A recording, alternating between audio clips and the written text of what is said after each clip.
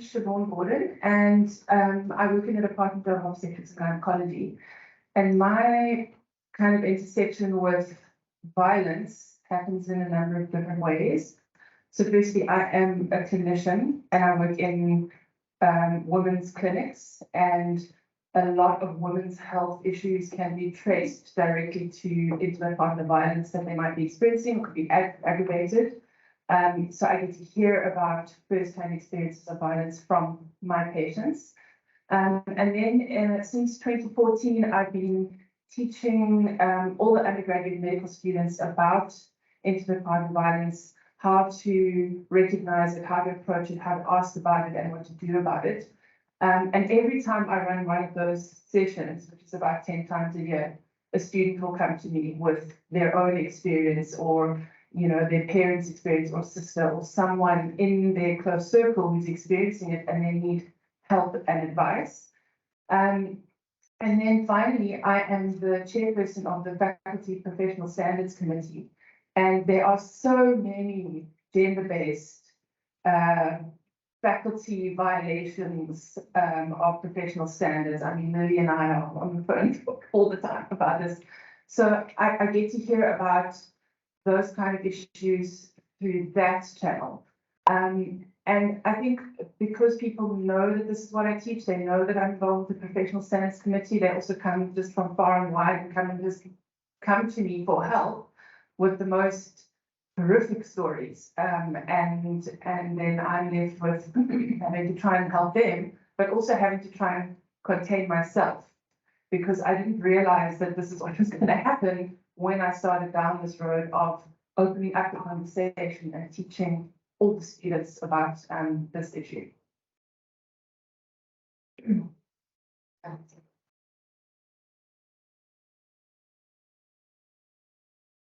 And I think I'm managing the disciplinary space. We deal with formal reporting of sexual and gender-based violence cases. And the mandate in this tribunal is to facilitate a process where survivors go through the disciplinary vetting, come to give evidence. And this tribunal is very new, and we've synergized a process for both staff and students, which is not what happens generally at universities or in corporate, but the idea was to create a process where we have a panel of committee members, a legally qualified person who acts as the chair, who sits with a staff assessor, and if it's a student case, together with a student assessor, to arrive at a decision as to whether someone is guilty of an offence or not. So it's a very legal process, but it is an administrative process. And we've been fighting for years to help people understand that we are not a criminal court, we're an administrative process, but it is a judicial process that one has to go through. When I heard the word violence and aggression and what your experience is in our lived experience every day in our work, my experience with violence and aggression, I think, started when I was with the NPA. And so most of my life has been exposure to violence and aggression. I think for the purposes of a formal disciplinary process, every day we have to engage with survivors who have experienced violence and aggression, and helping them through a legal process is not always easy. The OIC has a very strong support structure in helping the survivor come, the preliminary process and then into the legal process. The difficulty for us is maintaining the process for justice for the survivor, which isn't always easy for the survivor. It is violent, it is aggressive. And I couldn't help but think about attorneys that represent respondents. And when they are involved in the process, I thought about violence and aggression, because that gets amplified in the manner in which they put questions to the survivors. So that's a very critical part about us managing this and not allowing that. It's not always easy, but we are very clear about the process and trying to eliminate that kind of violence and aggression that's amplified in a formal process.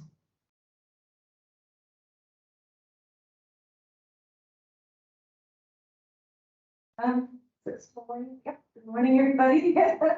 I'm Lilian Artz. As was mentioned earlier, I'm the director of the Gender, Health, and Justice Research Unit.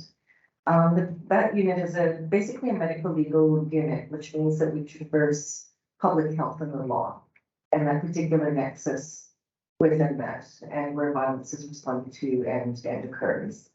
Most of our work is very community-based, so we work with organizations throughout South Africa, and in fact, Eastern and Southern Africa, looking at crime prevention programs or violence prevention programs. So we work with organizations to assess what their community structures are that are available, what their access to health, what their access to justice issues and concerns are, and we help them navigate program and referral protocols to ensure that anybody who's experienced gender-based violence or other forms of violence can get access to health and justice. So that's kind of one part of our work. The other part of our work works with women who have been in conflict with the law in places of detention and mental health facilities. And those women often come with horrific histories of gender-based violence and abuse. And then the other sort of role that I play is I've been assisting the Faculty of Health Sciences deanery with establishing what we call a pathway to care for those who have experienced gender-based violence or harassment on a joint platform, which, as you know, is a very, very complex space, institutionally, systemically, in terms of the range of stakeholders in that space. Beyond, we hope in the next, well, we've been consulting quite a lot across the faculty, but we hope in the very near future we'll have a more streamlined way of addressing those cases and more streamlined approach to looking at the OIC and thank you. Good morning, everyone. I'm Yumna Sedat. I'm the Survivor Support Specialist at the Office for Inclusivity and Change. My primary role is to work with students and staff members who experience sexual violence, so that's sexual harassment, sexual assault, and rape. I work on a one-to-one basis with the survivor to assess what their needs are. That's their immediate needs as well as their long-term needs. And I'm really prioritizing their post-traumatic growth in the engagement that I have, whether it's through consultations or counseling sessions, appropriate referrals to additional therapists. And in doing so, I also help guide them through a reporting process. This can either be, depending on the incident type, through an OIC intervention or with amnesty, like the specialized tribunal. If a survivor chooses a reporting procedure, I then become a support structure throughout the process of the reporting period. But what's important for me to highlight is that we follow a survivor-centered approach, meaning that my service is always available to the survivor as frequently as they require or need. So I do not impose my service to the survivor, but it's always there as a gentle reminder.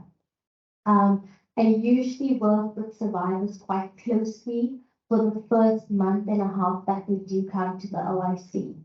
Perhaps I can also highlight that the OIC is not only about reporting and escalating, but to receive psychosocial support, as well as having me assist the survivor in navigating the academic space and responsibilities that they may have. We find that survivors, when they are in a crisis mode, they may not have the capacity to function, to reason, to think properly.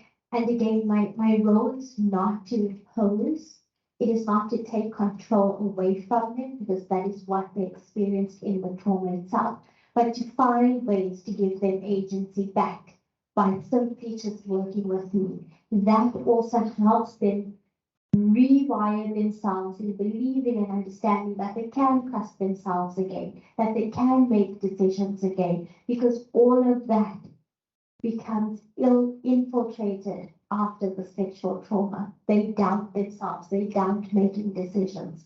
So my work is always post-exposure. And if I have to extend to what preventative measures I'm taking, it's looking at their well-being overall. Thank you. Thank you, everybody. So, as I'm sure everybody has noticed, we have a very diverse range of avenues and areas that deal with gender-based violence. It's an intersectional issue. It's a psychological, physical, emotional issue. And so you can't have one kind of pathway towards addressing the issue, but it's something that requires multiple avenues to be addressed because it's a human being. You have to address it in a holistic perspective. And so I think my question to the panel is, there are so many ways that students, like, where do you begin when it comes to looking for this assistance? Because it's such a multidimensional issue, how do you prioritize? Which avenue comes first? Which avenue touches on the most? Is it academic support? Is it emotional support? Is it reaching out to get justice against the perpetrator? What, in your experience, has been the most impactful avenue to kind of take that first step and seek justice? I can start. It differs for each survivor, and it's really about where the survivor is at in their journey or their level of processing of the trauma. Sometimes it could be that a survivor experienced sexual trauma in their childhood and again as a student at a higher education institution. And that particular survivor may feel, wow, this happened to me again. I'm not going to let this time pass me by. I want to take the right steps in terms of reporting it. As a child, I didn't know what to do, but now I'm informed. I have an understanding of GBV. This is what I'd like to do. But we also have other survivors that perhaps don't have the knowledge of what they've experienced, and a friend highlights it to them, and then they come to us.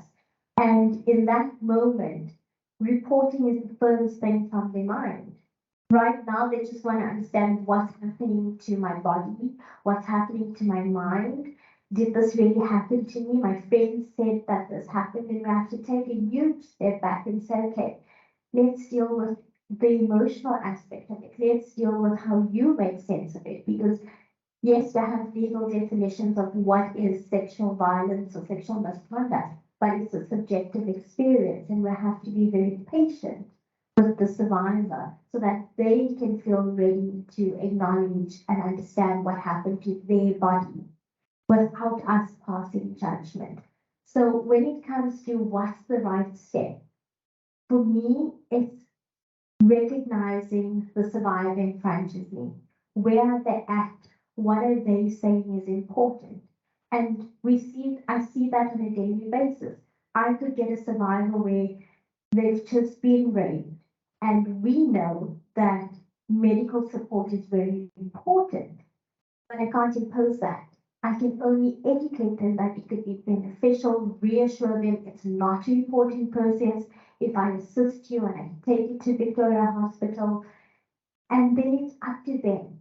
So it's about giving them the information, of course, sensitively and appropriately, because you can't bombard a survivor with all this information. So look at what is the immediate things I need to highlight to them, depending on the circumstances, and then hear from them. What is it that they want to prioritize? Sometimes they'll say, I don't want to go to the hospital today.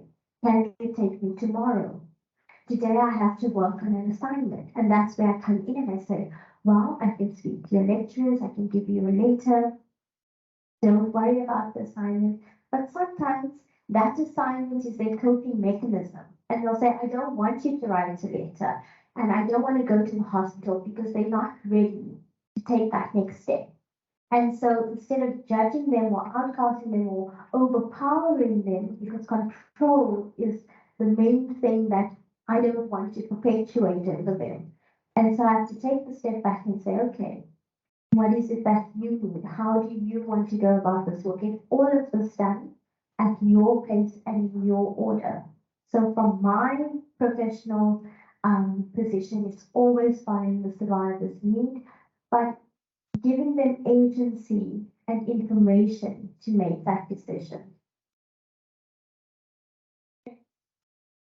Yeah, I'm going to approach it slightly differently because we can refer all of this from this to the OIC. But I think it's important to know, as you said, it was a multifaceted issue. And as Dr. Gordon was saying, we get cases that surface after we teach a class on sexual offenses or on harassment. We get complaints from people who have observed harassment on the platform or have experienced it, of people who have been accused of it. So, you know, the nature of the cases that comes through to us comes through in very different sort of formats. So no case is really ever the same. I've also had survivors come to our unit and say, listen, this happened to me when I was a child. I really love the work that you're doing. I see that you're changing laws, you're getting involved. That's what I want to do for a living. I don't want counseling. I've dealt with my things.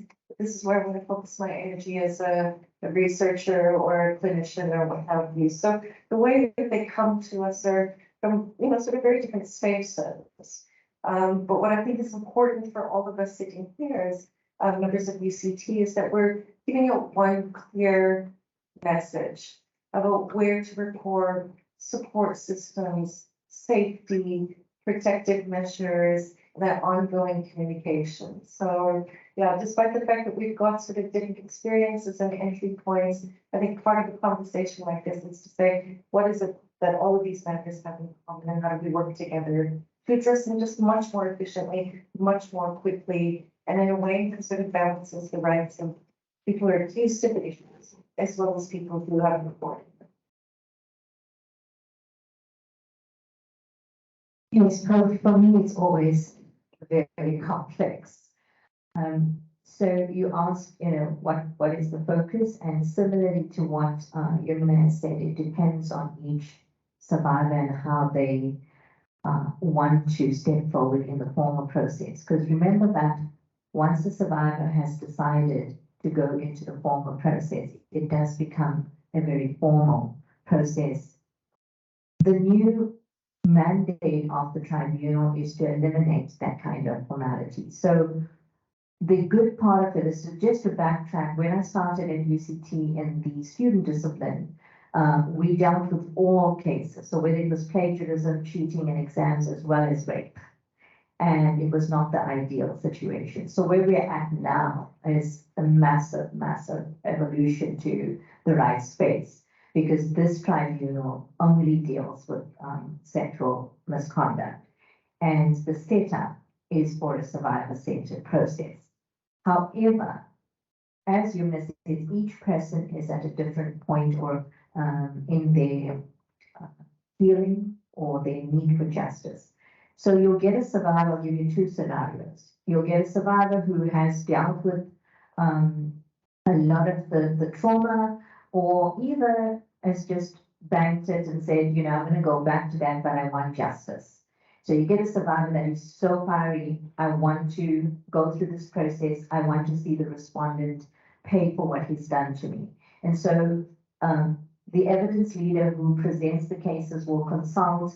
I would sometimes have consultations, and so we have to strategize in helping the survivor to maintain the agency that Yumna is talking about, but to also ensure that our process is compliant with, obviously, our institutional procedures, and that we don't impinge on the rights of the respondent. However, our focus is to help the survivor go through the process as best as we can in terms of where they are at. So the focus then in that scenario becomes very much litigious, and we have to get our evidence, we've got to get the charge is right, and we start the trial. Scenario 2 is there's multiple scenarios, but just to be, expedient in my answer, so I'll just give you one other example just to show you the difference in the focus. We may have a survivor who's very cautious, experiencing a lot of trauma, and there we have to work with Yumna's office together with student wellness in trying to manage that space and go through the formal process. But to give you an example, we've got one case where the case has started and the survivor was under questioning from the attorney and had a complete breakdown and could not continue. At that point, our focus is the survivor. And so we have got lots of correspondence from the attorney arguing about delays, writing to, other spaces like the registrar's office, the executive complaining that they want the matter to proceed quickly. And we have to say, sorry, the survivor's had an emotional breakdown. We need to stop the process for a bit, and we need to get the survivor the help that they need. And we have to be very clear about when people start talking about delays, if we can justify that it is not an undue delay. That this tribunal was set up specifically to facilitate the kind of delays that deal with a person having that kind of emotional and mental breakdown. So the focus shifts in helping the survivor through in that way. But it does get a lot more complex in that we have to still be compliant in terms of the laws of natural justice and how long that delay can happen. So I think it's just the focus shifts as the process unfolds.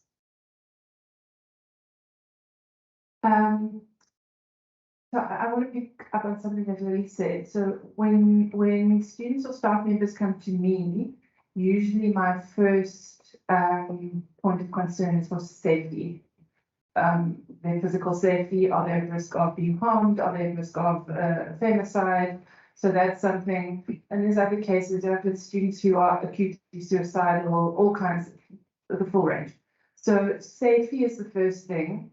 And the systems that I choose to engage depend on, again, like everyone said, depends on the case that's sitting in front of you.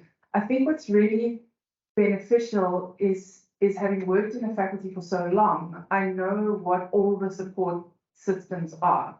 So I know that these cases are the ones that are definitely for the OIC. I know they'll get the support that they need there. This one is for Nonkosi Malala, who is student support, or maybe it's both.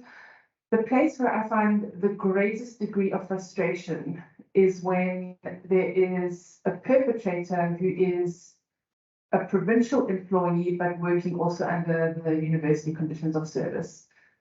I have had, I don't know, my hair is not naturally red, but I have to dye even more because of all the gray hairs of trying to get those joint appointed perpetrators, because the process is unbelievable. The survivor will come forward and say, this thing has happened, and they tell me, and then they'll have to tell the OIC, and then they'll have to tell the hospital investigator, and then they'll have to tell the provincial hospital. There's just this re-traumatization and re-traumatization and re-traumatization, and that infuriates me. And I think that that is something that has really got to change. So I think from the UCT side, we've got quite a good system. We know, I can phone Lily if I have no idea. I can phone Anne, we know the institutional.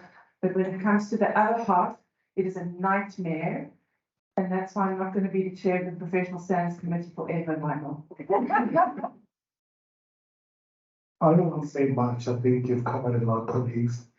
From social work perspective, of course, is to validate the client, because it really varies. More often, they're not sure if they've made the right decision to disclose, especially if it's happening for the second time, or, and the context where it's happening, the relationship they have with the perpetrator. All those issues determine how you respond to the client. And offenders, but also the support. You are there for that time, they're with you in your consultation office, but as soon as they leave that office, what happens to them? So also, are they in residence or at home? And sometimes the perpetrator they leave the very same house or place with the perpetrator. So you need to try and help them make some kind of support system. And let's not assume that they can get it from the family, or, there are lots of cases where sometimes the mother would support the perpetrator or would want the survivor, like the way survivor rather than the victim, to rather withdraw. Don't embarrass the family. Please, we'll deal with it. So there are a lot of work, in fact, needs to be done right at the beginning and showing that all these different processes, that need to happen. Sometimes the client does not understand or cannot understand, of course, because they have a limited experience on how we work, from psychosocial perspective. So having them gain that overall understanding that don't worry, whilst we attend to this, we will also attend to your academic support as well as your legal, support at the same time. Thank you. Thank you very much. There's so many questions that we can ask to follow up on that. But first, I just want to pick up on something that you said, Dr. Chivaugn, is that especially I've heard as well a lot of stories, a lot of cases of people who said as students they've had negative experiences with people in power and influence in the university. And it is such a difficult and traumatizing process to try to get some sort of healing or justice, especially when you have a degree that you need to finish, when you have to stay in that person's class. So my question is that, is there any type of vetting process for determining who has access to the university space, especially those in positions of power and influence?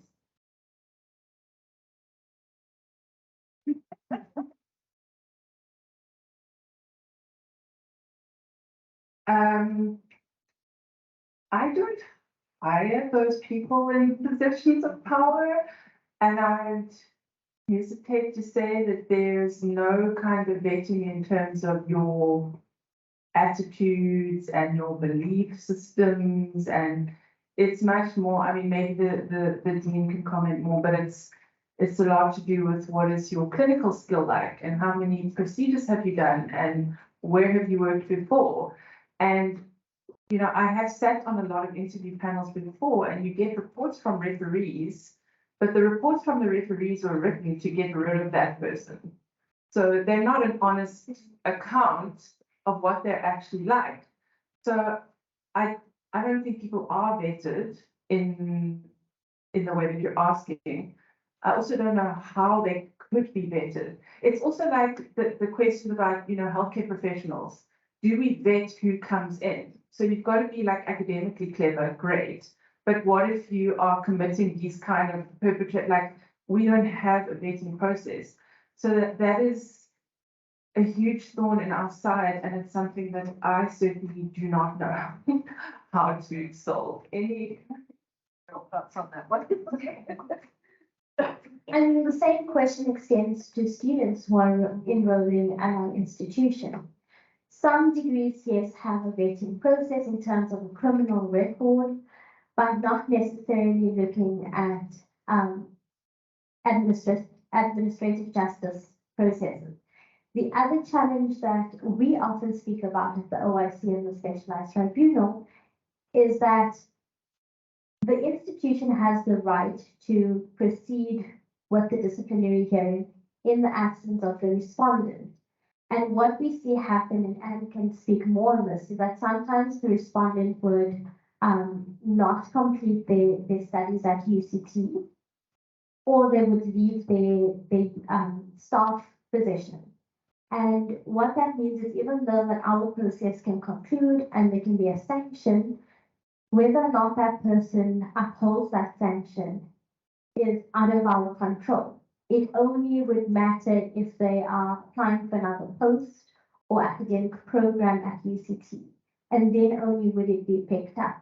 Likewise, if they drop out of the institution and don't complete their degree, it doesn't matter that it gets endorsed on their transcript because they don't want that transcript. They just avoid it and go to another institution. And that institution has no idea of what was actually happening here. So I think, I'm also part of the community of practice for gender practitioners. So it's all the national higher education institutions, it's all the gender practitioners that does work around sexual and gender-based violence. And there has been discussion of how do we put together a vetting process or some form of centralized database where institutions can see amongst one another the applications that come through and whether or not there's a record that the students found guilty in. So, I mean, I think we're not there yet, but that is something that we need to start thinking about more intentionally. Yeah, I'm just sort of contemplating what it could look like. I mean, I want to know, have you ever had protection orders against you? Have you been charged with stalking and harassment? Have you I don't know what the legalities around something like that are, but for employment, there's a criminal record. It's a tricky area, but I'd also like to know that the people I'm working with and teaching and that I'm surrounded with don't have sanctions against them for violent offenses. I think that when employing for students, you're just looking at their academic ranking. And that's it. And I'm often over the years when I've been confronted with, when I was in the previous disciplinary space, we've had some of the most serious transgressions for cheating, plagiarism from top students, top academic performers. So it's a very difficult one. I think in terms of vetting, I don't think when employing or admitting students, there's a capacity to interrogate it to that level. I think certain questions for staff selections you can ask in terms of conduct, but you have to obviously ask that to the referee. But there's also limitations. But I just wanted to say there was a very interesting case a few years ago. It was not related to sexual violence, but the transcript was endorsed as a guilty finding for some sort of misconduct. And another university did receive that transcript with that and still accepted the student. So it does have that, they accept it. In terms of where we are at, we sort of uncover things that are fraudulent or that are not quite right after the fact. And then you have to retrospectively try and resolve it. And it's a difficult one because you've already admitted the person. And if you don't have an actual infringement or a breach of the code of conduct for staff or students, you can't actually act on that unless it impacts. The other, I think, aspect that we can apply our minds as an institution to is from risk management. And so perhaps we can come up with something from that perspective. But in terms of vetting specifically for what we are talking about would be quite difficult, except just your ordinary, questions and referees, etc. And if you have to have psychometric testing or other form, most people, sociopaths will pass that. So, yeah. I just wanted to add in, I think, so we're unlikely to have control over who is appointed. But I think maybe what we really need to think very hard about, things that we can control, is the processes to deal with people who commit misconduct. Because it is so slow and the wheels grind, and then people lose faith in the whole system because they're like, well, why should I report it? It's going to take 5 years for this person to. So I think we actually, that is where we can make the biggest difference, is to make our processes a lot more efficient. So I think this first half of our discussion has kind of painted a picture in terms of policy. And after the break, we want to come back and ask more about restorative justice for not just the survivor, but also for perpetrators, because we've identified that we're in a system where justice is not always, more often than not, unfortunately, in our context. The survivors don't get justice for what's happened to them. And so how do we begin to intervene and prevent the perpetrator from repeating their actions, especially in cases where we have perpetrators also being survivors? That complicates the situation. So those are the things we want to come back and talk about after the break. We want to paint a picture and see what are the numbers looking like within our university. The systems that are in place, are they effective?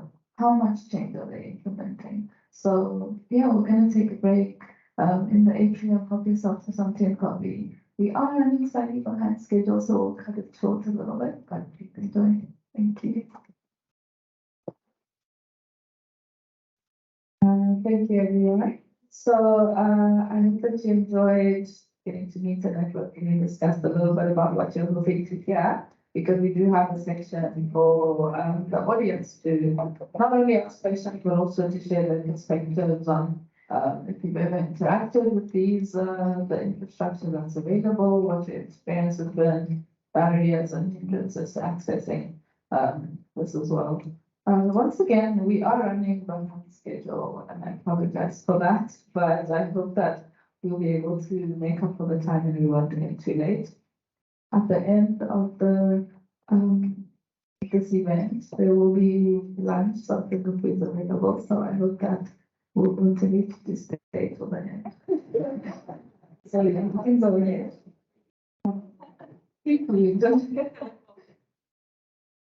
Welcome back, everybody, and I'm glad that you're all back. We haven't schedule. So we end up at the beginning, before the break, speaking about people who have had negative experiences, who've experienced violence, abuse in some ways, and are now still within these institutions where perpetrators are still in the same space and occupy the same space. And in a lot of cases, whether we look at gender-based violence in tertiary institutions, whether we're looking at intimate partner violence, domestic violence, a lot of the times perpetrators and survivors have to occupy or are needing to occupy the same space. And it's very complicated relationships sometimes. So especially for Prof. Thulane, with your experience in restorative justice, how can or should a process like restorative justice, what role can that play in cases of violence and aggression where perpetrators and survivors are needing to occupy the same space? Thank you very much.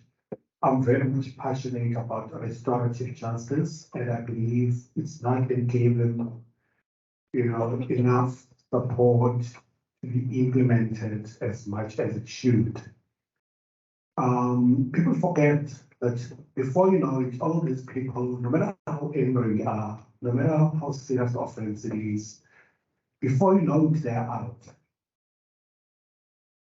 In trial or after sentencing, parole, they're out. So we need to explore a criminal justice system that accommodates, those survivors who need their questions answered. Because the courts, our current criminal justice systems, create the legacy of hatred. We are not allowed to engage with each other. By the end of the criminal justice system procedure or the process where somebody has been found guilty, they go straight to jail. You never get a chance to speak to the person who has raped you or who has offended you. We understand that not all cases are ideal for restorative justice. But what we found, like most of the people have very limited understanding about the potential value of restorative justice. And it can help in a number of cases where the offender or the type of relationship that they have with their survivor, sometimes they want this person to be punished, but sometimes they don't want them to go to prison. And one way we also believe can help all perpetrators to be accountable is through restorative justice, because it gives them a platform to engage meaningfully and honestly about why I did it. And in getting a sense, if this person really understanding the severe harm that they've caused the survivor. Because when they go to prison, they often come out with a lack of understanding about the severity of the harm that they've caused. In fact, more often when they go to prison, when they come out, they think they've paid their due. So please leave me alone, I've paid for us. That's why they reoffend. The thing I can do now, another one, I know I'm going to prison. Anyway, I'm involved in prison, I've got, medals in my game, so I can rape again and go back into prison. There's a normal kind of revolving door. So I strongly advocate where appropriate. That's where we need social workers and probation officers to assess where, at what stage can be introduced restorative. Also, the victim the survivor does not have to be in a face-to-face in the same room with their perpetrator. There are different ways you can promote it without them, being in the same, face-to-face kind of setup. A space at least to be able to ask a question and get their question answered by the perpetrator, and to dialogue and really hold them accountable so that they can actually understand and stop their behavior. And some people believe, we vary in the school of restorative justice. Some of them believe that the restorative justice processes should rehabilitate offenders, and they believe they've done research which proves that offenders who've been through restorative justice processes are not likely to reoffend as compared to those offenders who's never been through such processes, because they never really get to understand, the harm that they've caused. So it varies where you stand, and I had discussion earlier that it can actually complement. It shouldn't be seen as an opposite of our coverage of the justice system, as most of our justice colleagues would often consider restorative justice, because they view us or the proponents of restorative justice as their enemies. So no, in some stages it can enhance what you are doing in terms of rehabilitation and ensuring that you reduce recidivism and promote accountability and healing between both the victim and offender, because more often the perpetrators themselves, have been, most of them, harmed at some stage in their lives. They have been victims as well. So they might be acting out what has once happened to them. Thank you. Yeah, is there anything, thank you, Thulane, for that. Is there anybody else from the panel who would like to add on to it?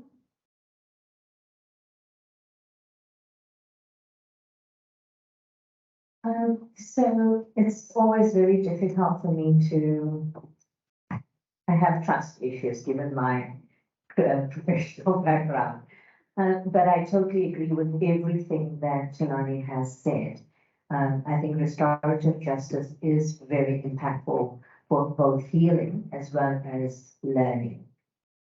However, I think when it comes to the serious offences like rape and actual sexual assault, then one must think very carefully about combining punitive measures as well as restorative. The courts, the criminal courts have sometimes, after sanction, have used restorative justice. So I think even institutionally, I'm not opposed to restorative justice because it really is very, very useful in rehabilitation, educating, having capacity and resources for the kind of, I know Thulane and Yumna, we kind of try to, think about programs that we can divert, because we have had chairpersons who found students, respondents guilty, who have combined that kind of sanction where it's punitive, the suspension for a period of time, as well as directing students and staff to a restorative program.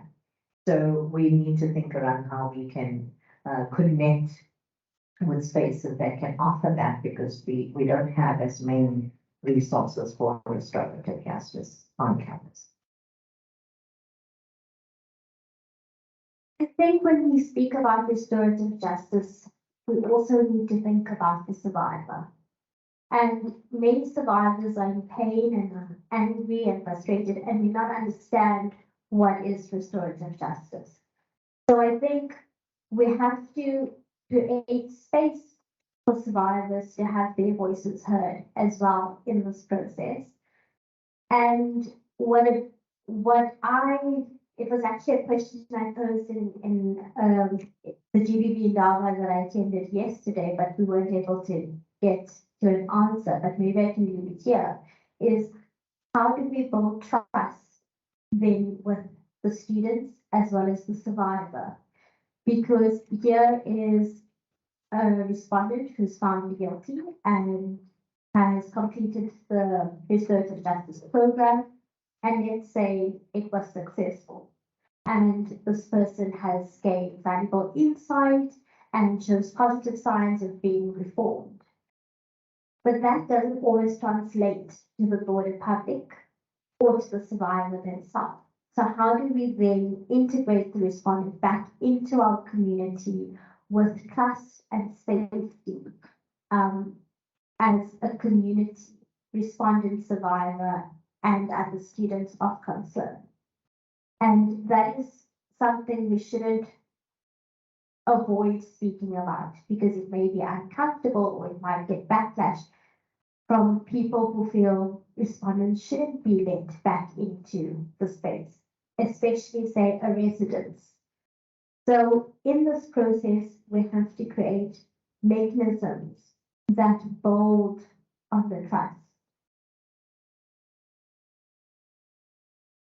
Just wanted to quickly add in the many cases I've seen over the years and through research and working with survivors, the one thing that is consistent is that a survivor will know their own sense of risk and have a good sense of what they need to feel safe. I trust that instinct emphatically. If somebody says to me, I'm afraid to go into my class, or I'm afraid to go into that lecture or walk down the hallway, I trust that emphatically. And I think, what our processes at UCT have done have been to develop protective measures to ensure that survivors are safe. They get psychosocial services. There may be no contact orders. There might be sort of instructions not to attend certain spaces. But there may be a shift at some point where they're like, okay, I'm starting to feel a little more safe in that space. And I actually do want to know why that person got away with that thing for so long and nobody did a thing. I want to have that conversation with the person I've accused of and other people who are part of that process. But being survivor centered is really trusting that instinct of well-being.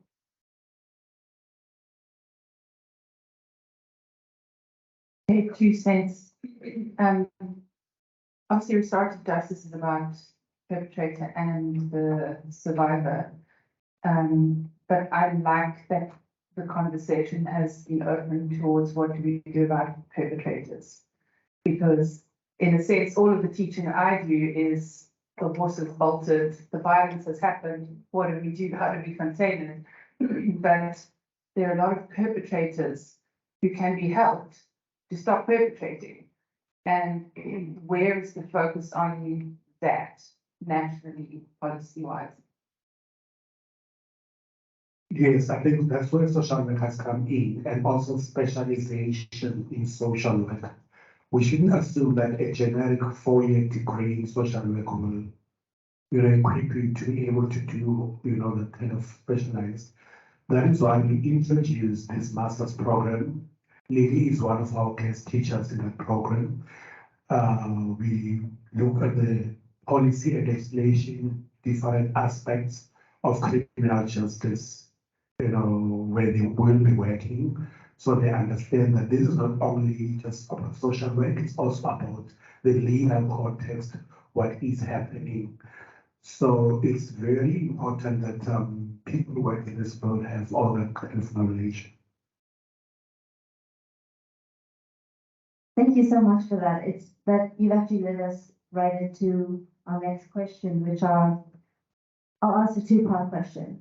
It's that what can or should be done to address some of the underlying factors and causes of aggressive and violent behavior, but also what support is provided or should be provided to people who are both perpetrators but who themselves have been victims of different forms of abuse and violence and aggression. Does anyone in particular want to start? Prof, I'll give you this. Yeah. No, yeah, my experience as a social worker, obviously, someone should just put that and assume that you will understand. That's why they are raping or whatever, because I was once raped myself, nothing happened. But we find that it's a defense mechanism, justifying it, rationalization, and all that. But as you work with a client, you pick up that in fact this person has been sexually abused, him or herself. By the way, there are also female sex offenders. It's not only male sex offenders. So once you pick that up, then sometimes there needs to be a shift in your working relationship, redefining your overall working objectives, or sometimes you may need to refer to a specific professional who will help this client with this aspect of their lives, because you might be working with them in relation to this particular case, but you realize you continue working with the client, or as you assess the client center, you pick up that there are a number of other issues that you won't be able to deal with because your working relationship is about this, but they definitely need the help in this particular aspect of their lives. I think that what we have to keep in mind when we think about perpetrators is violence in general and more broadly.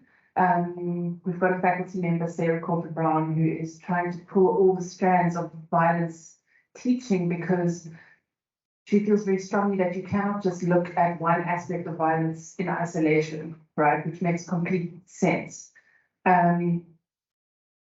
We also have to remember that our country has only very recently come through an incredibly violent period, in fact, hundreds of years of violence, which had massive impacts on family structures and caused a huge amount of trauma, resulted in a huge amount of self-soothing with alcohol, for example. So practical things are, try and deal with alcoholism, because we know that alcoholism fuels a lot of violence. But the more I read and the more I think, the more of it has to come in early childhood, because there's those adverse childhood experiences that underpin so much of everything. And there's a book written by someone called Gangtown. I don't know if anybody's read it. They're looking at how do you make a difference with gangs. And I think I might be misquoting this, but you might think more policing or more money for weapons or whatever. But when they had nurses who would go and do home visits to single mothers, because that's a huge proportion, who were struggling with, how do I raise a child by myself? Just having someone come and support you with this brand new family member and being a role model on how to parent and how to discipline and what's normal and what's not normal has the potential to make a profound difference. So I think most of our work should be looking at supporting family structures, healthy family structures, role modeling, and supporting young single mothers. We'll do that by tomorrow, obviously. I don't think I can feed much into this because that's not the area that we focus on, but definitely I agree with Charlie and Shiv that those aspects have to be, especially early childhood. Statistically, in terms of the cases that come through to the formal process, is slightly different. I think it's not easy to identify where respondents may have been victims of violence themselves. What I can say is for us, if I'm looking at the cases that we do get, we do have a very strong or rather high incidence of respondents that are socialized into thinking in a very patriarchal kind of way. And alcohol in residences is probably one of our largest number of cases. And yeah, I had one respondent in the hearing say she wanted this because I'm a poet and everybody wants to be with me. So just to give you an example, so it's very difficult. Once it's in the formal process, I think slightly different, but definitely there's a space to apply our rights to the aspects that you're talking about. Violence prevention and violence prevention exposure is 1,000 PhD dissertations. It's such a complex area of work. A few years ago, we published a national prevalence study on child abuse and neglect, and 1/3 of children reported exposure to violence, sexual violence, and 1 out of 4 to domestic violence. Setting aside exposure to community-related violence, going to school and from school, and so that the criminogenic climates in which we operate in every single day, the consciousness that we have about violence and trauma every single day is something that we don't really talk about. It's when we walk to the bus stop, we catch that bus, we come home, we lock our doors, we turn our alarms on. If we have one, we lock our security in. We're in a constant state of measuring our own personal risk. At a sort of a tertiary education level, and I'm speaking specifically about health sciences, we work across a number of facilities and platforms. We're public interfacing with so many different hierarchical dynamics, the uses of power, and it just goes, the layers just go on and on and on and on.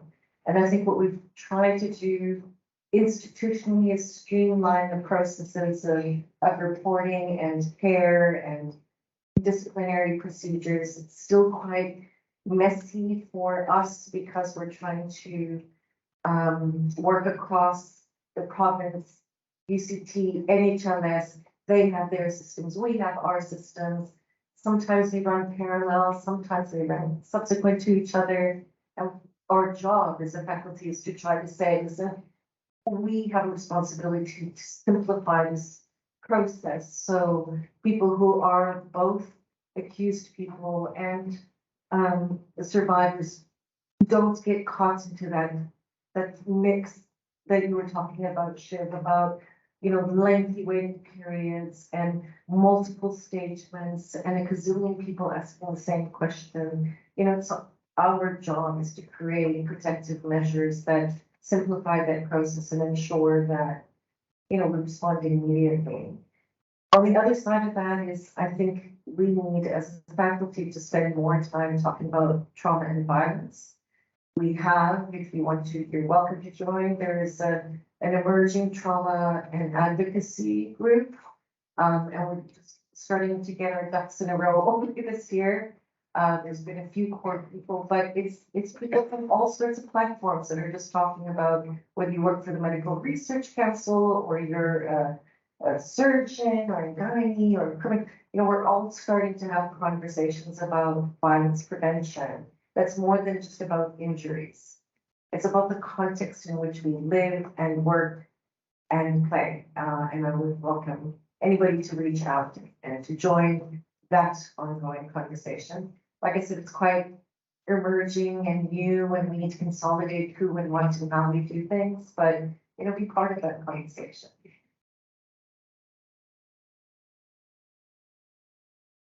I think that when you're working with perpetrators, like I think Shiv said, it's not an isolated incident.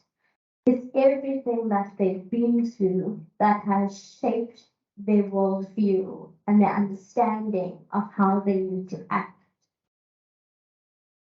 And when we have to unpack that, it's not an easy one, because everyone's trying to focus on the current incident and not really extending any compassion to the respondent, to recognize what were the unfortunate circumstances that they had to experience that led them to believing that this is how I have to act, or this is how I have to assert my power or my dominance, right?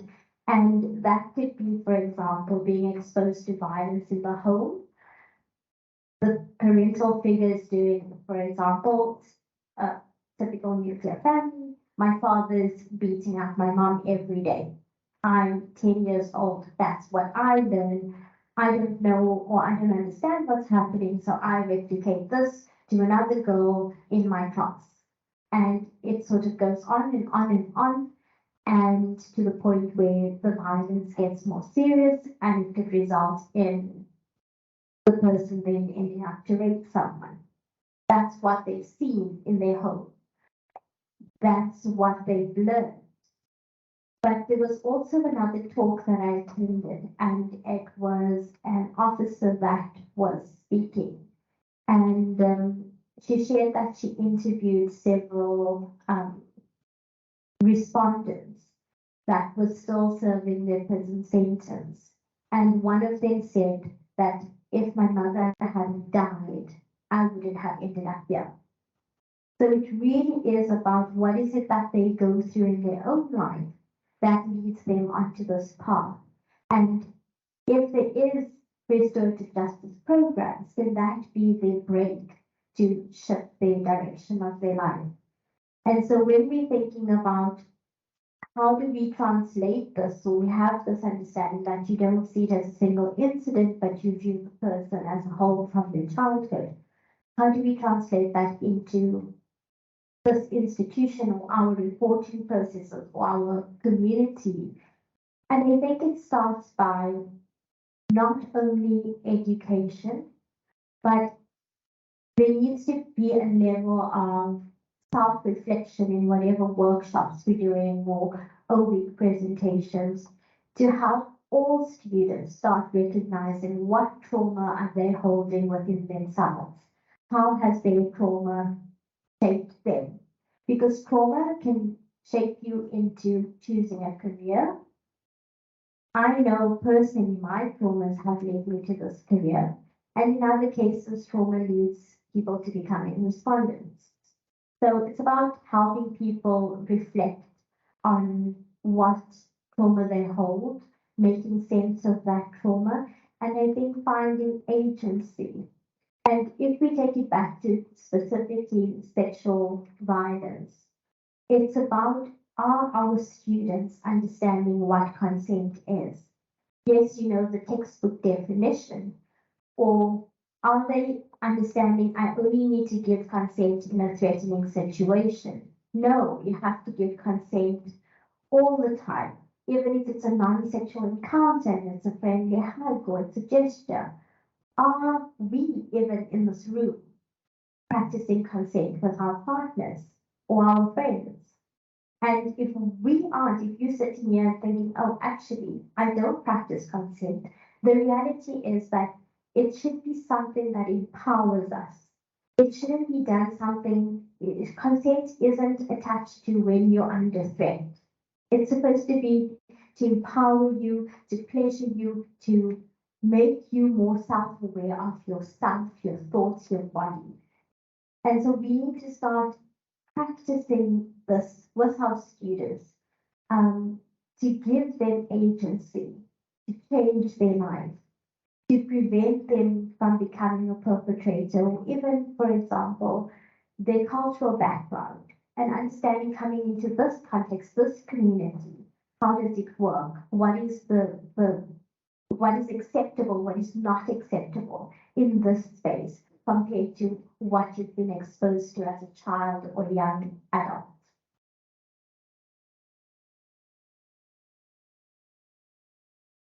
Just very quickly, I think we also need to consider the impact on the internet, access to the internet, social media. I think it's a very, very important aspect that is definitely having an impact on, I can't just say just students, but on both staff and students. I have had two cases completely unrelated, both respondents not in any way connected, and the nature of the assault was almost identical, very unusual, which included strangulation and other very specific physical assaults that culminated obviously in the rape of the survivor. So it was very interesting that these two respondents had no connection to each other. But if you look at what the assault was like, I have to say that we need to start looking at training around social media, internet. It's definitely playing a part in sexual harassment and violence. An important thing when you think about tertiary institutions is that they can and do represent various types of spaces. So of course, tertiary institutions are spaces of learning, but they're also spaces of growth and healing. They're spaces that are occupied by people who come from various backgrounds, come from a multitude of experiences, who might be carrying different traumas, different internalized cultural norms and values. And they are also spaces that offer a freedom or an escape for people whose environments are not safe. And a tertiary institution is a way to have a safer environment, or a way to heal, a way to get out of fight or flight mode, a way to get out of that survival space. So what can we do, or how can we create tertiary institutions as spaces of both learning, but also healing, and spaces that confront negative cultural cycles, negative norms within either the media, within different institutions, within different communities? How can these spaces as microcosms of our society start to address the factors that enable violence to continue as a cycle? I just have one issue. I think for me, the whole reconceptualization about what is it to be a man, because we see a lot of behavior, not only about gender-based violence, but racism and all that, being brought to tertiary institutions. But this is what, or how the people have been brought up with at homes, different homes where they come from. And then they come to university, they try to group with people who have the same kind of philosophy or thinking.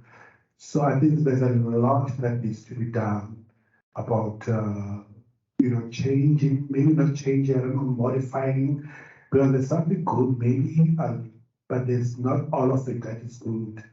For instance, people understanding that it's important to respect women, but women are challenging some of the, concept, like we need to be their protectors. Women say, no. Don't see me as needing your protection. I can protect myself. So let's rethink about what is it to be a man, because most of the male clients I've worked with, you'll be shocked about what they think, or the way they've been brought up or socialized, from their different homes, of what it is to be a man. And the pressure that they have to go through sometimes from their girlfriends and also the people that they're in a relationship. Sometimes they expect them to behave or provide in a certain way that they think is their role. You know, it's unclear. As I hear Elam spoke about the number of issues that's happening, but it makes it some way that trauma, nothing has happened to it until there's a trigger, and then they respond. So there's a lot of awareness campaigns around this very same issue that I've said. What is it and how we need to redefine it to be able to stay away from trouble.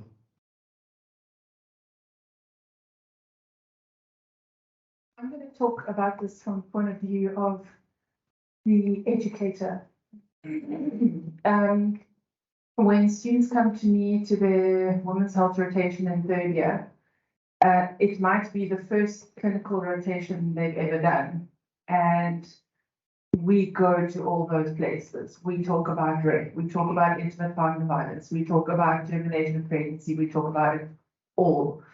And I think what I found in teaching IPV through trial and error is that the person doing the teaching is incredibly important, because you've got to be able to hold that space that's got 50 students in it.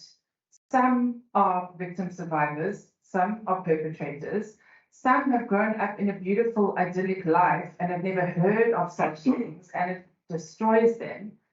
And I know all of this because in the third year block, the students all have to write a reflection about the block at the end.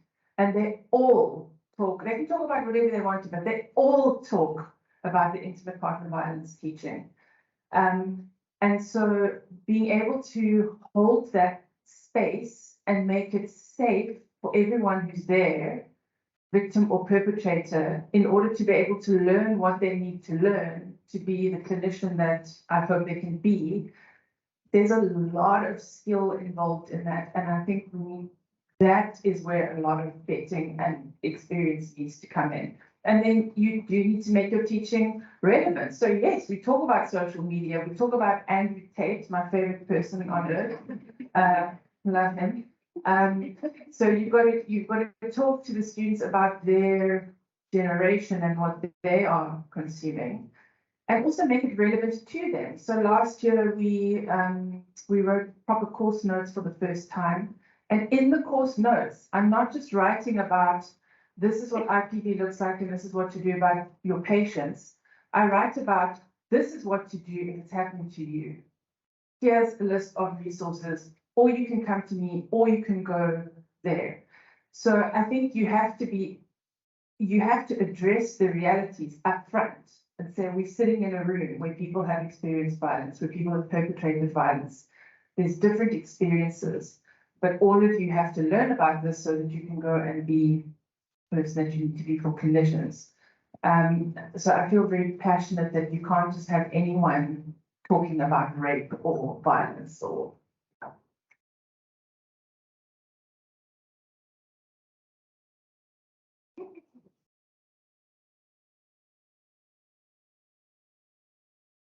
It can't be done by one department.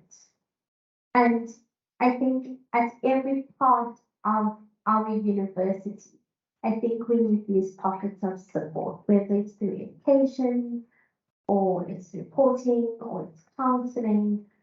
We need to be more visible for students. Students need to know that there are these type of support structures in the campus. And it's really, I think, about creating inclusivity for survivors, because survivors hold this trauma so close to them, it's so guarded, that when they do open up, it's difficult for the person who's sitting on the other end listening, especially if you're not trained. And it really is about creating these support networks for them, because they feel like, yes, first couple of months or weeks, they confide in their friend, but then they feel like I'm burdening my friend or I'm burdening my family member, or I keep going to my lecturer and they probably don't want to hear about that I can't get over this trauma or I'm having PTSD. So it's about creating different pockets of support throughout our campus that the survivor can choose on who they'd like to speak to, who they feel they trust the most, but also maybe to share that at the OIC we have a survivor support group that we run, and it creates the sense of community for survivors to come together and to be able to share what their daily challenges are. And these are sometimes small challenges, sometimes big challenges. It's to help complement their individual therapy if they are already in therapy, or if they're not, to lessen the strain on their support carers at home and to get the appropriate guidance to make the shift.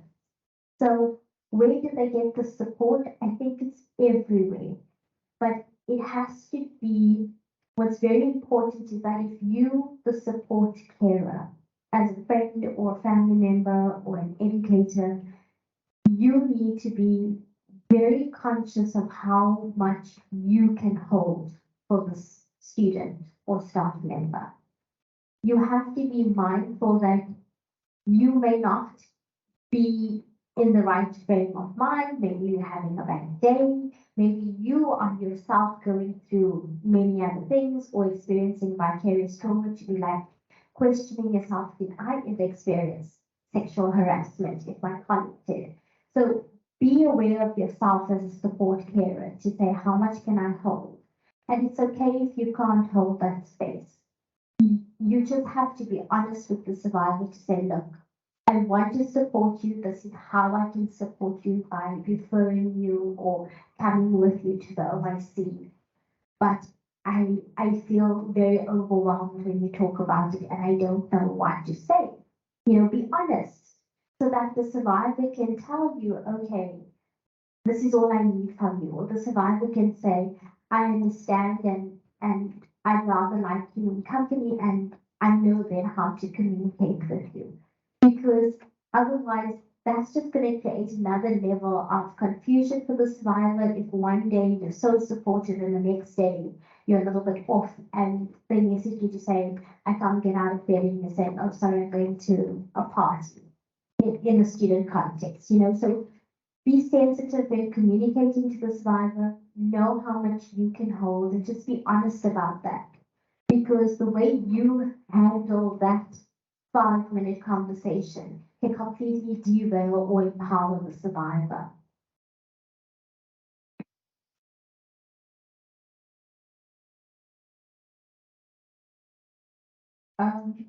Thank you for sharing that. I think the question that I have, that I think we can just touch on briefly is, if you're in a position to just give us a little bit of insight on the men's talks that have been going on. I think that we all see and understand, just based on the discussion that we've had today, the need for it. And while we're talking about the ecosystem and the cultural influence, I think if you would like to touch on that, the experience that you've had thus far, but also the objectives that you're trying to gain. And even if you have a way to measure the outcomes in place, if you could just shed some light on that. Just briefly, no pressure. Okay, so I don't facilitate the men's talk circles. It's my colleague Babawa who shows the relation strategist. So she primarily works with respondents. I don't have the detailed information that you're asking for, but what I can give you is an idea. So last year she had a workshop in intervention on becoming men, and those students who completed that intervention are now running and facilitating the men's circle talks at the residences. And it's creating that space for them to safely, without judgment, ask themselves the tough questions and ask each other, how are we behaving? What are the challenges we're finding with the 21st century woman?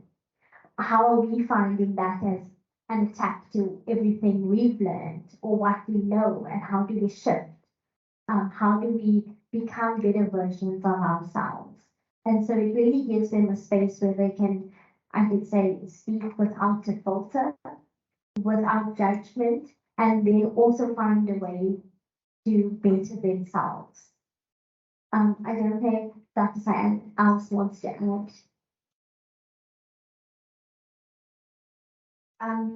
So the main talks is really a really important program. I think what Val has been really good at is partnering with organizations that have a track record of the approach.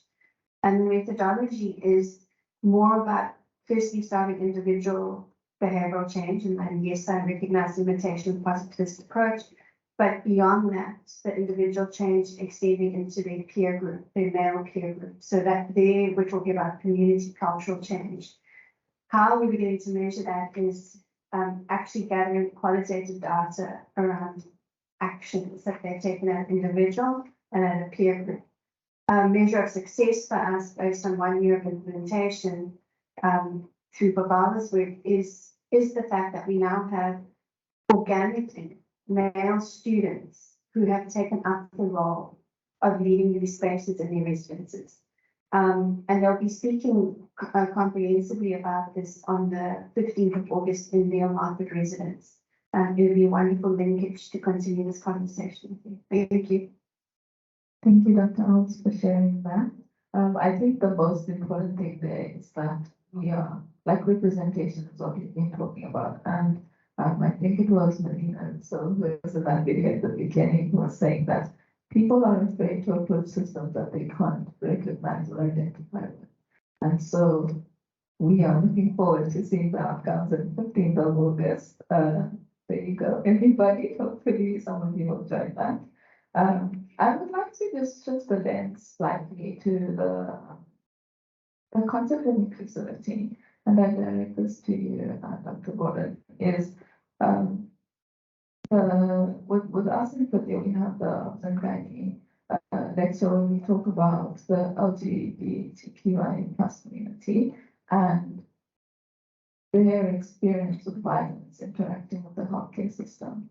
And I'm just wondering if you could kind of take that framework and bring it to the people who are here today and kind of help them understand how, yes, there's a large proportion of our population that experiences GBV, but their experience is not exactly identical, and it needs a modified approach in order to truly address and restore justice to the people. So can you give us a bit of insight on it? Sure. So I'm not the person primarily responsible for teaching on sexual and gender minorities. I've been the person who's facilitated its inclusion into our guiding curriculum. But I think I've been around long enough to answer some of the questions. So we know that any minority group is at a higher risk of all forms of violence. Okay, and sexual and gender minorities clearly a minority, and often because they are, they might be externally identifiable as different to your cis-het everyday person. They can be extra vulnerable to just community violence or issues like corrective rape, which is a contentious term. A lot of people don't like it, but that is a term that refers to lesbian women who are raped by men who are like, well, no, I'll turn you straight. You need a penis and then you'll be straight. Okay, that's the sort of underpinning of that. So there is a huge amount of community violence. Also, there's a much higher prevalence of mental health issues and substance disorders because life is much harder when you are living as a minority group. So that automatically means that you are again prone to experiencing more violence just at a community level, but also in your intimate partnerships. So there is there does seem to be a higher propensity for IPV within the sexual and gender minority group because of all the other societal things that contribute to violence that particularly impact on that group of people. I think what is useful, maybe more useful to talk about, because we're talking about tertiary care now, it's a tertiary environment. Most doctors assume that the person sitting in front of them is a cisgender, heteronormative person. It's just, it's not even necessarily a malicious assumption, where it's pattern recognition, but that's the assumption that is made. But that kind of assumption can be incredibly harmful when you have somebody who doesn't feel comfortable to disclose that they do not fit into that mold. And that lack of disclosure could have very real consequences on their healthcare needs. Okay. So we have a problem of the services that we provide not being enabling and encouraging and welcoming enough, and making assumptions about everybody when you're filling in your form, are you male or are you female, and there's nothing in between. And then to that kind of innocent assumption that everyone is cis-het, but then I might miss out on a whole lot of things because you can't disclose to me that you are gay or trans or whatever, to really malicious and highly unprofessional conduct, where doctors will mistreat people who identify as being gay or trans or whatever in the most heinous way. And you'll come in because you have, I don't know, you've got like an ingrown toenail, and they'll ask you about your entire sex life and who's the man and who's the woman and what goes where and who has sex with what. I mean, totally inappropriate. We had a horrific case of that was told to us by a colleague, this woman who is a lesbian, she'd never had sex with a man before, and the gynecologist wanted to do a speculum examination, an internal examination on her. If you still got an intact hymen, you don't do that. But the gynecologist just sliced through the hymen and did the investigation, the examinations anyway. So we're dealing with a huge range of, I don't really know much about this, and I'm fumbling around to profound misconduct. And the question in the tertiary learning environment, or difficulty that I have, is we brought it into the curriculum. We are teaching it. I think we've got the right person who is addressing it. The person who teaches it is a trans woman. She's also a doctor, so she's got all of those intersections. So we are teaching students. Not everybody is receptive to that teaching, because there are a lot of people who come from incredibly conservative backgrounds. So that's a challenge. How do we get beyond that? But the other problem, and the same as the teaching with the IPV, is that we bring this teaching to the students, and now you end up with a lot more knowledge than the seniors that you are going to be with through the rest of your rotation. And so you see things being perpetrated or said or done, and they are wrong. They are wildly wrong. And what do you do in that circumstance? And so I think we as a faculty, a lot of the time that stuff comes to me because people know that it lives in my course, so they bring it to me. But we need to think about mechanisms, because I think a lot of these things go unreported because of that profound power dynamic between this person who's got to sign my logbook and also, how do you assert the fact that you've got far better knowledge about the sexual and gender minority healthcare needs of this person, or the intimate partner violence experience of this person, than a professor who is 60 something. It's hard. But I don't want people to not try just because it's hard. You can come to me or someone, give it to someone bigger, and we will take it on.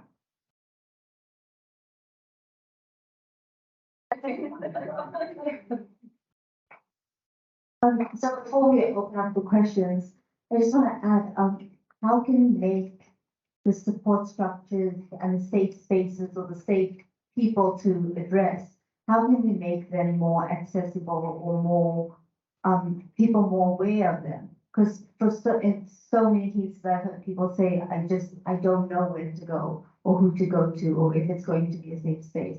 So how can we ensure that visibility of what is available and make it more accessible and make it more welcoming as well?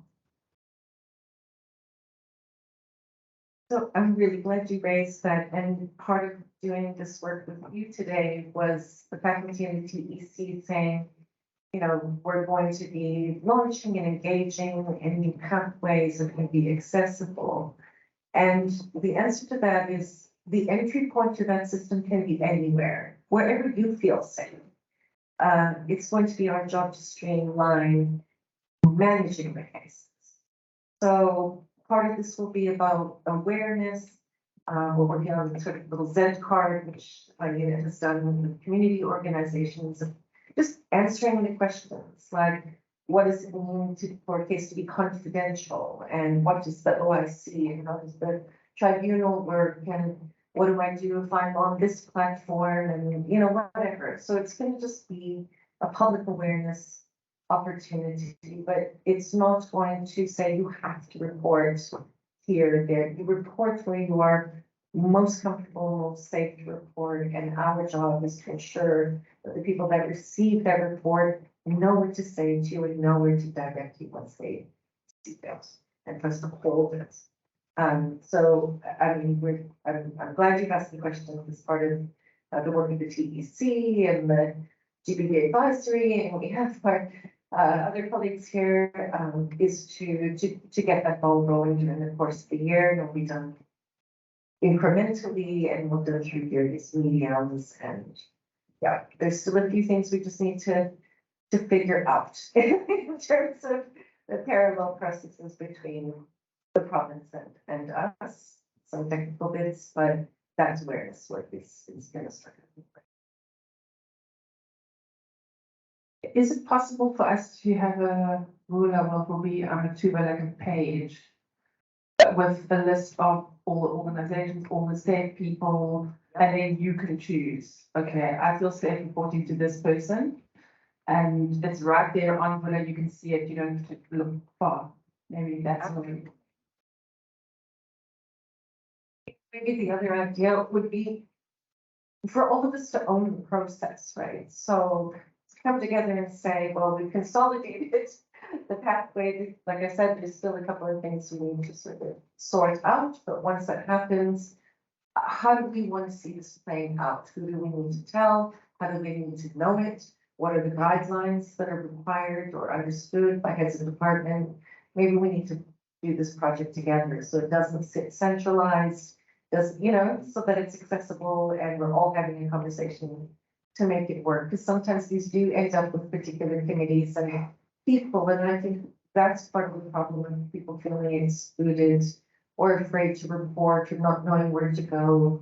Because my trustworthy person or committee is going to be different than yours.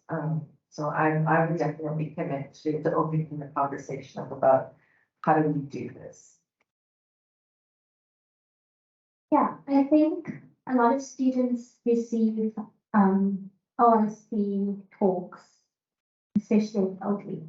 So they know who the OIC is, they know that this is where you report, but that is overwhelming. A survivor doesn't want, they know the OIC exists, but there's hesitancy for them to reach out because it means then they're taking the step. Then it means the trauma, the violence is real once I speak to OIC. And irrespective of the fact that we are not only reporting, we offer psychosocial support as well. So it really would be amongst us, how do we spread it? It's, yes, social media, things like that. It's great to create awareness, but really in terms of how do we get a survivor support, it's us in this room. It's when our friend or our friend's friend speaks about it, we say, I've met you now, or I've heard about the OIC. It's you, because you're the trusted person. It's then our responsibility to show them that it's okay to go to the OIC, or it's okay to go to anyone else at the institution that deals with this work. Speaking to us is not an initial reporting process. And that is what we need to emphasize. Because people may have, in an OB presentation, it's 15 minutes, we can't get through all the information. So there's a lot of uncertainty around what will they experience with me. And that's another fear-based thing that will result in them avoiding coming to the OIC.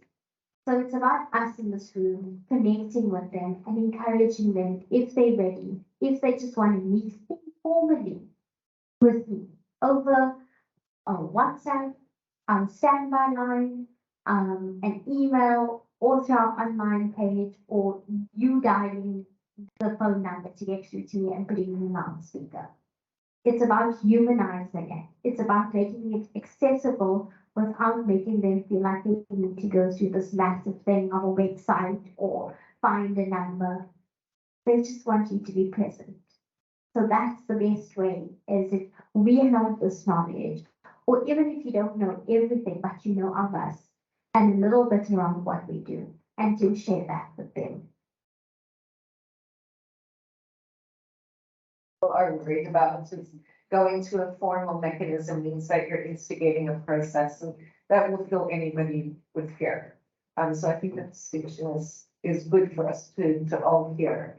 And to know that some people will just disclose just to get it off their chest and say, oh, this one's giving me the creeps. Can you walk with me to class or to my car or whatever? Sometimes disclosure is just for those small personal protective measures that you want to take just to get through life every day, and it doesn't mean instigating an official process. Thanks. Thank you for sharing on that. We've just reached unfortunately, the end of the official panelist discussion, firstly because we are pressed for time, and also because we would really like to hear from the audience about your experiences, as was mentioned earlier, about the questions that you may have. We have an amazing and even just the outcomes you may experience with the systems that exist.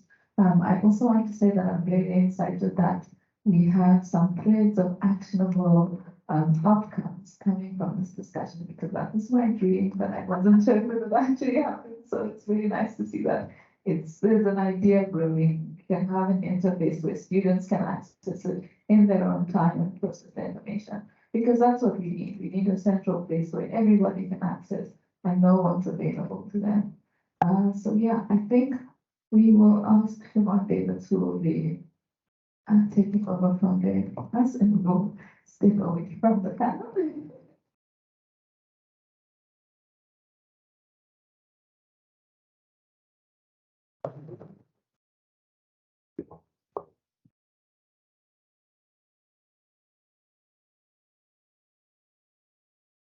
Okay, so these questions popped up at various stages during the panel discussion, part 1 and part 2.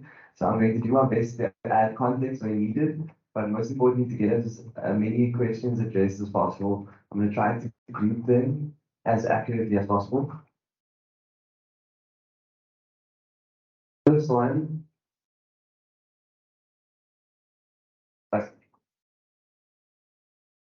First question, not directed at any particular panelist, from Popstick. Does restorative justice help? Why would I want to breathe life to a person I want dead?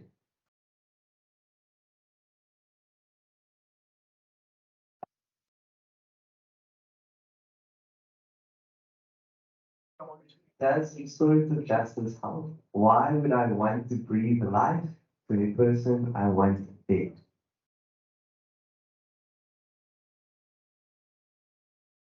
We differ as human beings. Some people are naturally forgiving, like Dr. Nelson Mandela. Some people are never forgiving, no matter what you do. So we differ as human beings, and we must understand that we need to get it from the person who has been harmed and not assume on their behalf. Even if it's murder, even if it's rape, get it from me. Sometimes I need answers, and I will never get answers in the current criminal justice system. So the only way I can get answers is when we include that restorative justice component, even when the person has gone to prison, at least my questions will be answered. So yes, some people, like you say, they're not interested. You've had to pose it on them, of course. And in fact, in terms of theory of restorative justice, it needs to start from the victim, not from the offender. But of course, we know that for that reason, that not many victims would be interested. So we do encourage so that they can find closure before they go out. I think they do that as part of pre-release programs in correctional facilities. Although say it's serving the interest of the inmate, but at least someone somehow, maybe as the victim or the survivor participates in this process because the will be released on parole anyway. So it may help you get your questions answered and to ensure you're on the same page with this person and not walk past each other. I mean, if we're avoiding each other, you know, because you're from the same township, because you will see each other, the person will be released on parole. So maybe you could grab the opportunity, and like I said, you don't have to do it face to face with them. You can do it via letters, you can do it via one-way mail. Then different strategies you can do promoting restorative justice so that you can help you heal as well and find closure.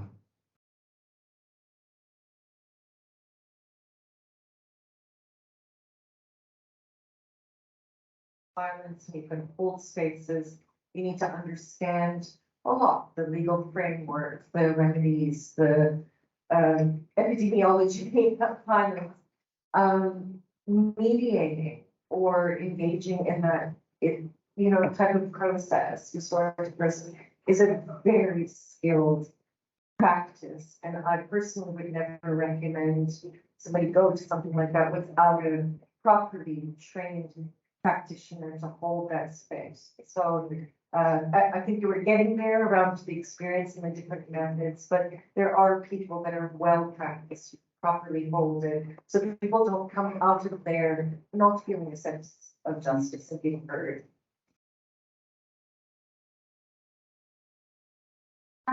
This might be controversial. And I think what's important is, especially when I work with survivors, I always try to make them aware that the healing is not tied down to the outcome of a reporting process. And some survivors aren't able to understand that one packet because of where they are. Because the pain is too immense, the anger is too intense. They aren't there, and that's okay. But the danger is that if you do tie your idea of healing to an outcome of a process that you don't have control of, it is detrimental. And that is where that understanding of why would I want someone out in the public space or walking past me, because in my head I want them dead. I don't want to see them. And that's the problem, is that we don't have control over that. And another thing that I share with survivors is that when you're working with me or the OIC, it's about recognizing the sexual trauma or the gender-based violence trauma, because no one can take that away from you. The trauma happened to you. No one can tell you that it was not traumatic. Everyone's stress levels and experiences of trauma and threat is different. So if it's a trauma for you, that's your lived experience. It's a whole different conversation when you enter the legal space, whether it's administrative justice or criminal justice, because that's looking at clear definitions of the respondent's intention and so forth. And in these processes, I remind the survivor that the outcome is not saying that the trauma didn't happen. It's looking at the legality of this person's intentions of the actions. And irrespective of the outcome, it does not invalidate a survivor's experience. Yes, that's what happens, or that's what survivor says, but we need to unpack it and share the knowledge that it doesn't invalidate the trauma. It doesn't say that the trauma wasn't lived or didn't happen. That's very real. And we have to respect that, and we have to find ways of healing through that. And healing is not just counseling support. It's multifaceted. It's part of the legal stuff. It's part of the counseling. It's part of feeling successful or motivated in your academics or your career. It's socially, it's everything involved in your life that contributes to your healing and your post-traumatic growth. So I guess I would like to leave any survivor that's listening into this discussion today is to find your center, and that all your emotions that you experience at whatever point you are in your journey are valid. Even the challenging ones, they are emotions and experiences that you are going through. And no one can tell you that because it's difficult or because it's a negative thing, you shouldn't feel it. It's okay to feel it and experience it. Give it that space. But think about what type of support you need to move through it, to overcome it, to heal, so that you aren't feeling isolated and you're not alone in healing.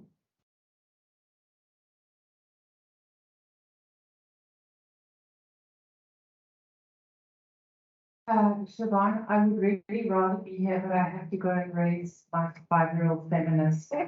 So if there's a question specifically for me, I can answer one, and then I have to desert you, sorry. Fully understand. Can I?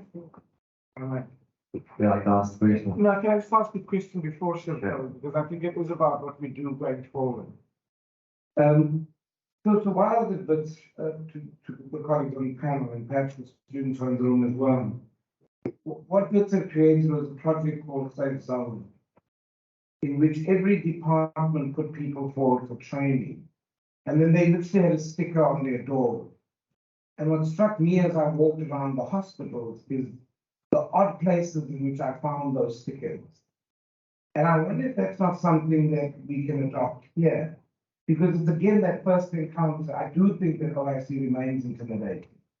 Because the burdens are quite hard on the victims. But I wonder if we've got about 4 or 5 people in each of the faculty's departments that we could train up as these first receivers. And I see that I've just gone into, I put into the system, and this, look, there's an active Facebook page dealing with the Safe Zone.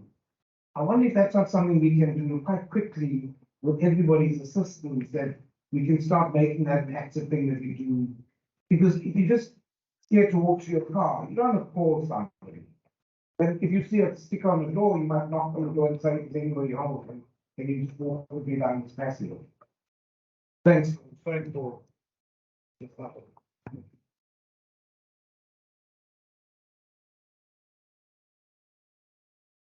Thank you for that suggestion. This actually ties into the next question, directed at anyone.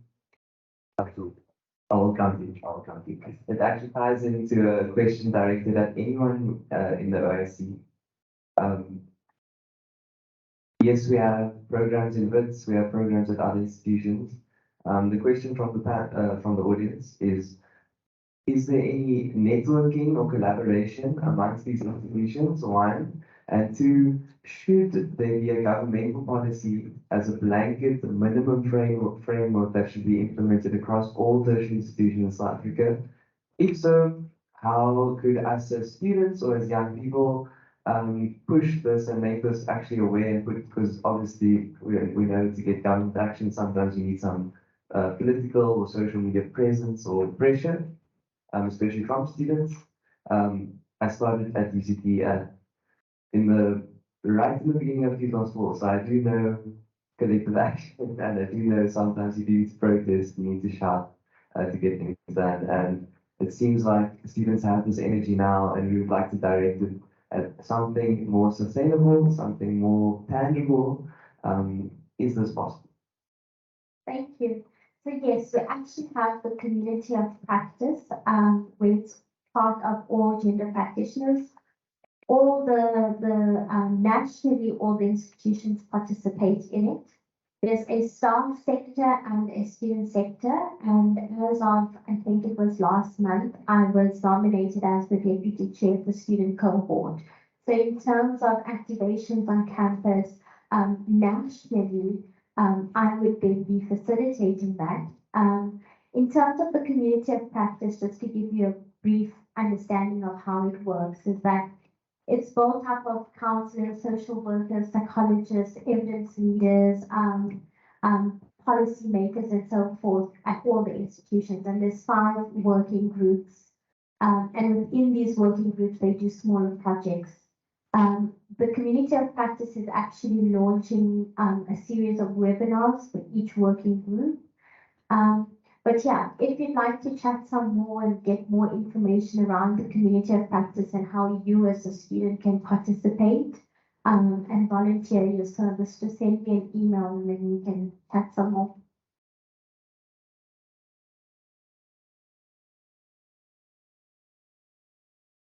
I don't think this is fact, but that national study is going to be released by education. The next week, yeah, is that correct, in Parliament? Okay, I will double check and I will let. Where do they go? There you are. I'm just looking for you, Barbara. Let you know if that's a fact, but that's what I heard last week and whether we had any submissions on it. So I will let you know whether it's going to be released. So there are intentions coming from the Department of Higher Education on it. I just need to establish whether it's going to be released perhaps next week. So there is a national policy and there is a minimum standard framework based on where the university finds itself in terms of resources and capacity. And the minimum we had to offer a range of standards because in some universities there's not even a thing called campus security, let alone medical services. So there's a range of minimum standards up to the maximum. And we reported on that in our 2022 report. And we will be, every year our UCT has to report against these minimum standards in terms of performance. And again, I think it'd be really useful to have this body, the participants sharing their insights against those minimum standards for UCT so that we're able to escalate that upward. And again, through the community of practice, particularly where there's systemic gaps and resource constraints. Hi, my question isn't really directed towards anyone, it's more a general comment. But I started studying as an occupational therapist, and when I started there, they said to us, you will get challenged and your opinions will get changed, and there'll be a lot of growth that has to happen for you to become the practitioner that you will become. And I feel like one of the things that's problematic with the NBC unique program, which we're now in, is that medical students are kind of given the benefit of the doubt that you'll go through that journey by yourself. That the thing that's hard about med school is, you know, the late nights and the studying and the academics and stuff. And I don't think we put enough focus on how much personal growth has to happen to be a good clinician. And those people that are coming out of the other side, those people in positions of power that are affecting students, they're made in med school. And I just think that adding reflection into, I think, especially a program where you're going to interact with people every single day of your life, needs to have more, there needs to be more of a push from the Faculty of Health Science for us to check boxes that aren't just academic, check the personal boxes. And I think, yeah, in OT we wrote weekly reflections, and sometimes it was really annoying, but I learned to laugh about myself. And from one of the reasons that I'm here today is from listening to people say things in class that upset me, that I think if they had been writing reflections on since first year, maybe, and even me, maybe I'd be a lot further in my development.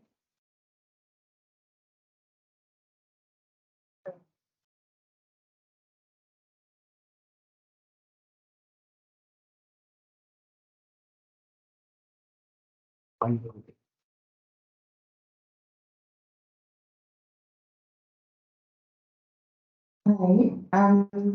I'm Quizz's mom.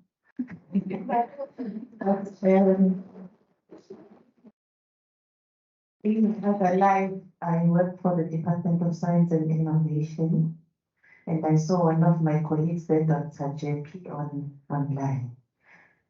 I couldn't have spent my Saturday morning anywhere else. I'm really, really grateful for the things I've learned here. We are in the middle of trying to sort ourselves out as departments as far as GP3 and gender responsiveness is concerned. And we've really been struggling just to name a few things, like you have your Department of Women, Youth and People with Disabilities and the policies.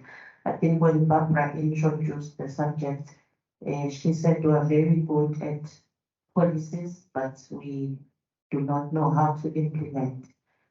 So now the next exercise has been to do that within our own areas. In mine would be the National System of Innovation, and there's a lot that I've learned here this morning in terms of how to then further our strategy. But at the same time, I like to follow these cases and trends in society, and I'm not sure whether it's something that has been looked at, where you find, normally we assume that these things would happen within a certain bracket of society, and yet I think it happens to all of us one way or the other. You would think it's further from you until you find it knocking at your door.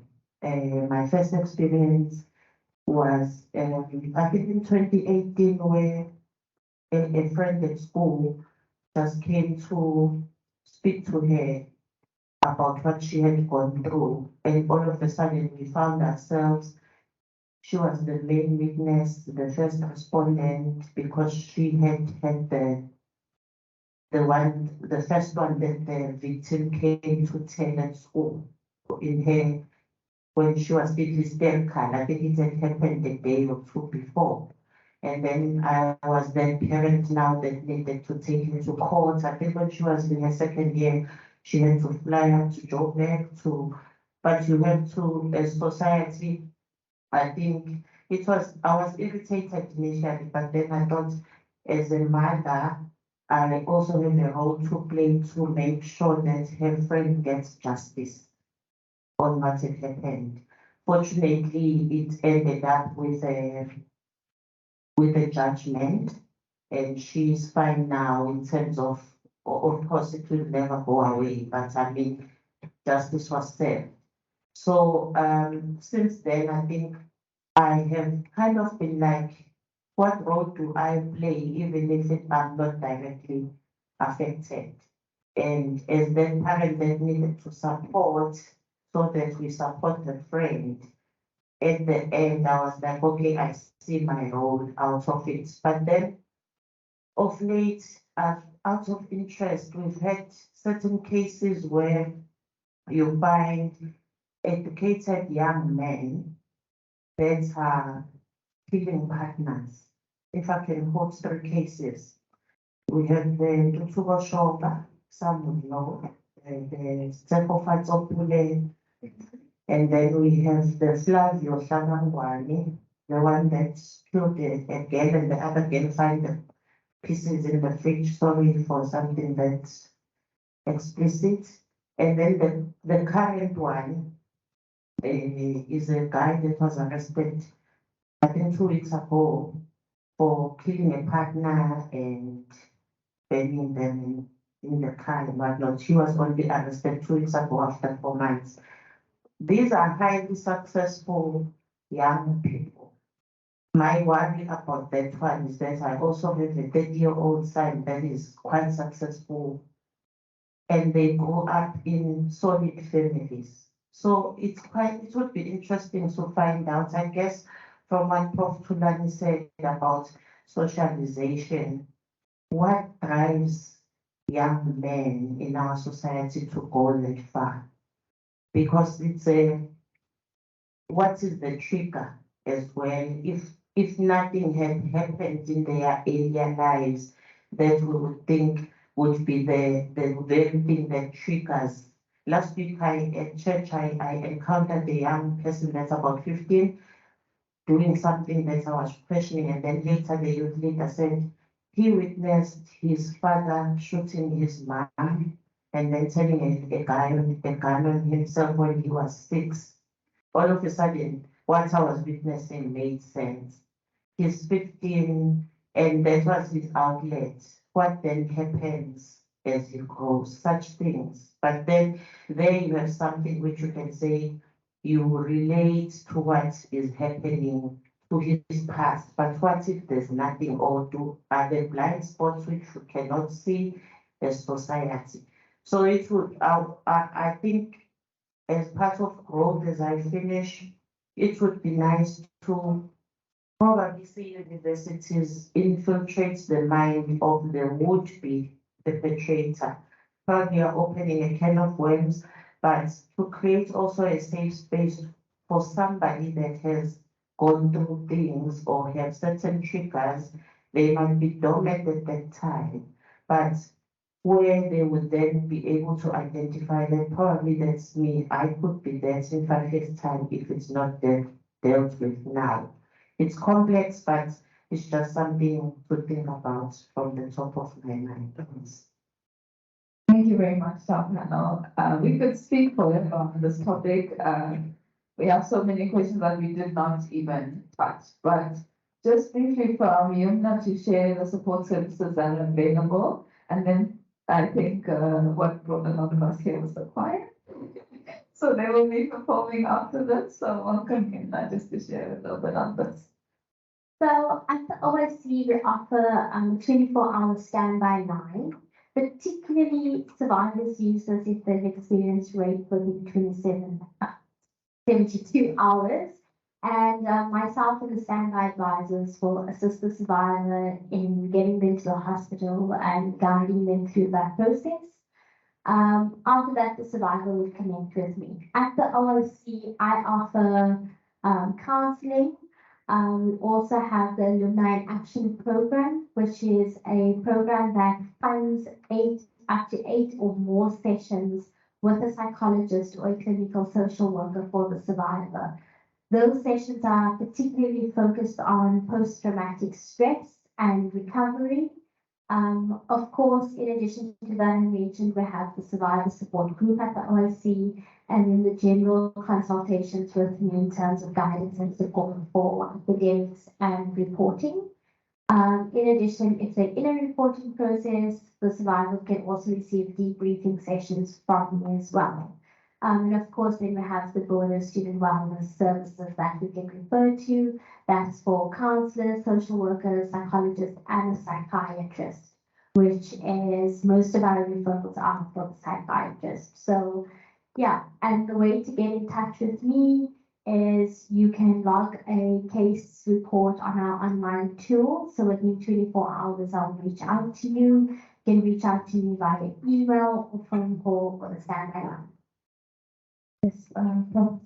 Sorry to be getting but I just want to make the point about the 72 hours.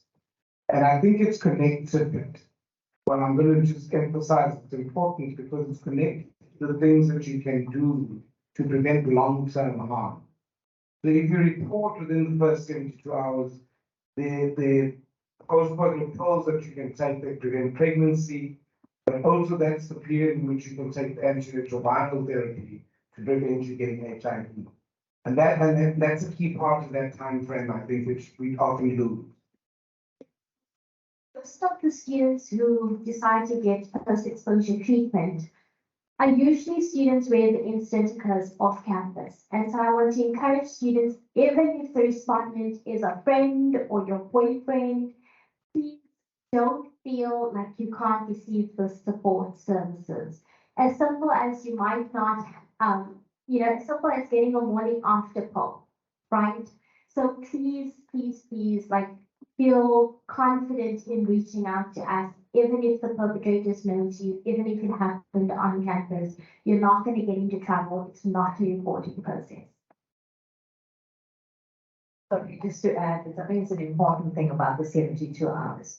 Now, I know that it's very difficult, and if you're having a conversation with someone who has experienced this, or you're the first person they've called, it's extremely important to also understand the implications of that 72 hours and the evidence that can be collected for a future report. Now, it's very difficult for a survivor within that 72 hours to be able to make that decision as to whether they want to report the case to SAPS or not. But it's so critical, and just to explain why. So DNA is collected obviously soon after and within that 72 hours. Now, this is something that you should understand and something you should talk about to others so that they understand. Even if they're not in a position to make that decision as to whether they want to report the case to SAPS, that it's important to consider reporting it and getting what we call a CAS number from the police. So you're not going into a criminal process yet, but what helps is that when the police come and collect DNA and evidence, and they have a CAS number, what they are able to then do, and it empowers them to do this, is to send that DNA for forensic testing, which then gets stored in a database. So it stays in the database. So even if a survivor decides 5 years down the line that they want to go the criminal route, because remember that our Constitutional Court has recently done away with, they've made a ruling that there's no prescription period for when a person can report. So a person can report a case at any point, whether it's 20 years, 25 years, there's no cut-off time when someone can report.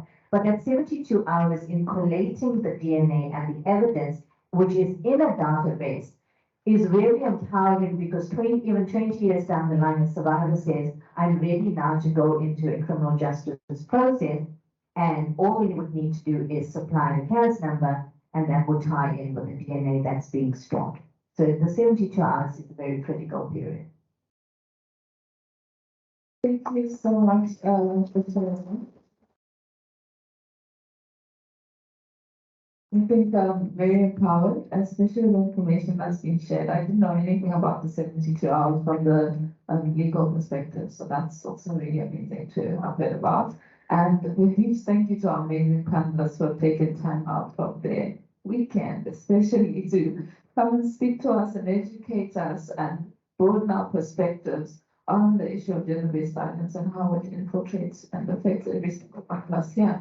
Because I'm sure we all know about the 1 in 3 statistic that 1 in 3 women in South Africa will have experienced gender-based violence in their lives. So literally, like, unfortunately, look left and right, and there it is. So we need to have these conversations, and we need to start understanding the influential factors and the role that we play in being able to combat this issue.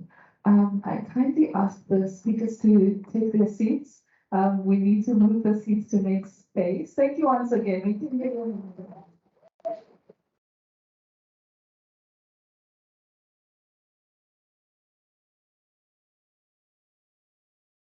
So I'm closer to the end of our program.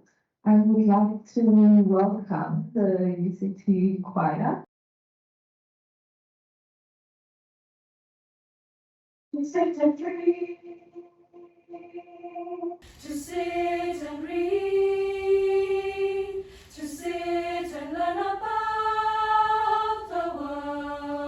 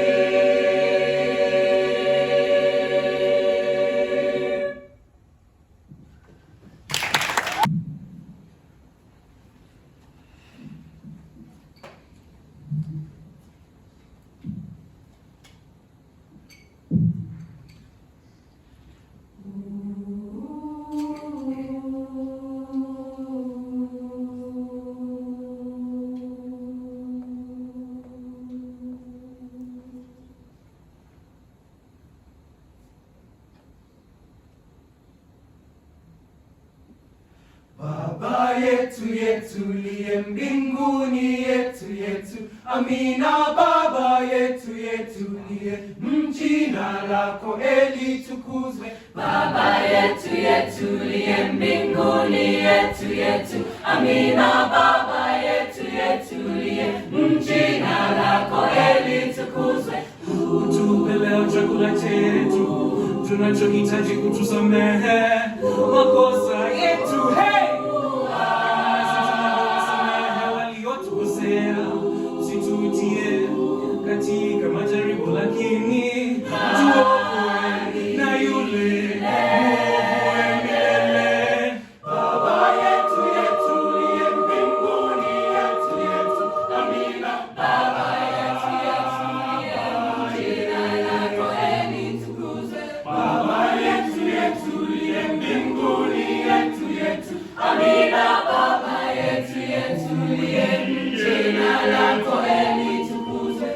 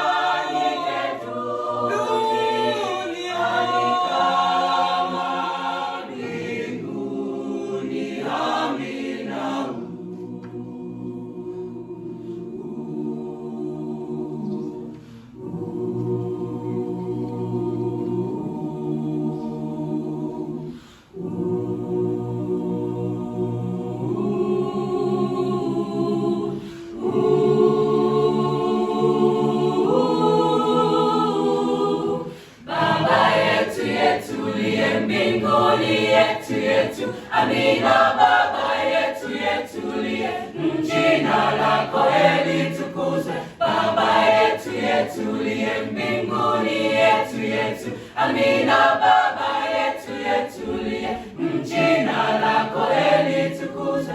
Utupe leo chakula chetu tunachohitaji, kutusamehe makosa yetu, hey!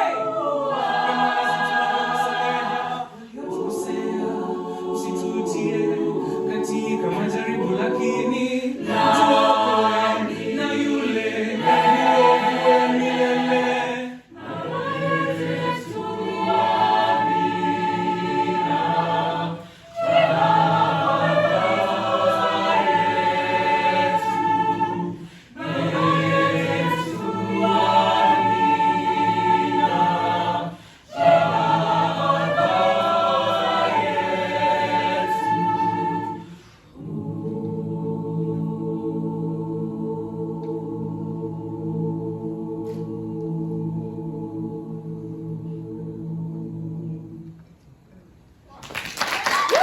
Everyone. Thank you to the UCT Choir for that liberating performance. I've been going on saying I just came for the choir. I don't really you guys can see why. So we've reached the end of our event. Thank you all for staying till the end, knowing that we've gone a bit over time. I hand over to Yumna Sedat to do the vote of thanks, and then go do the closing speech, and then there will be lunch in the atrium.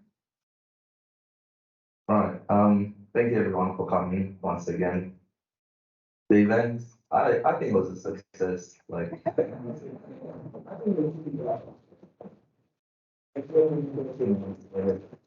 it was a good turnout, I think, despite the strike and everything, but we're grateful for each and every one of you. So yeah, today we gathered for this anti-gender-based violence convention, and the team and I stand before you with extreme gratitude for your presence here this afternoon, or from morning this afternoon. And yeah, just a couple of thanks that we'd like to give to everyone, because this entire event would not have been possible without the help of numerous individuals and organizations. So first and foremost, we want to express our sincere thanks to the esteemed panelists, Prof. Lilian Artz, Yumna Sedat, Prof. Thulane, Gxubane, Isaac, and Dr. Chivaugn Gordon.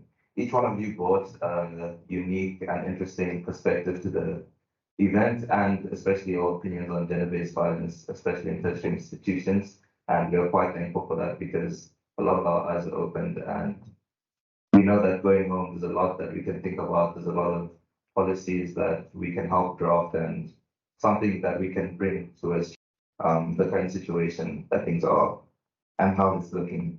Beyond our prominent speakers, we want to thank our keynote speaker, Sinalo Mambeni. Although she wasn't able to join us physically, her story definitely is one that can be shared and can definitely cause waves in people's lives and help bring about change. Yeah, beyond the prominent speakers, there's a couple of individuals and organizations that we need to thank. Dr. Karen Beck, we extend our heartfelt thanks for connecting us with the Transformation and Equity Committee. The support and collaboration was essential in bringing our very first in-person event to life, and for that we're very grateful.